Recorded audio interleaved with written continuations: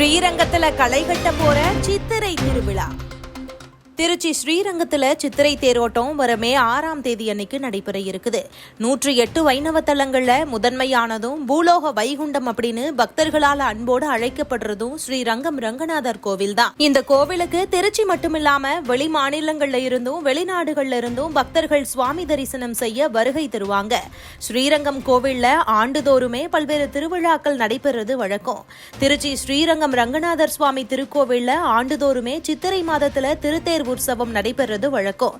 அதன்படி இந்த ஆண்டுக்கான சித்திரை தேர் திருவிழா வர்ற மே 6ஆம் தேதி அன்னைக்கு நடைபெற இருக்குது. வர்ற 28ஆம் தேதி அதிகாலையில மேஷ லக்கணத்துல கொடியேற்றம் நடைபெறும். அன்னையிலிருந்து சித்திரை தேர் திருவிழா உற்சவம் தொடங்கி மே 8ஆம் தேதி வரைக்கும் நடைபெறத முன்னிட்டு சித்திரை வீதியில இருக்கிற சித்திரை தேர்ல முகூர்த்த கால் நடும் வைபவம் இன்னைக்கு மதியம் நடந்துச்சு.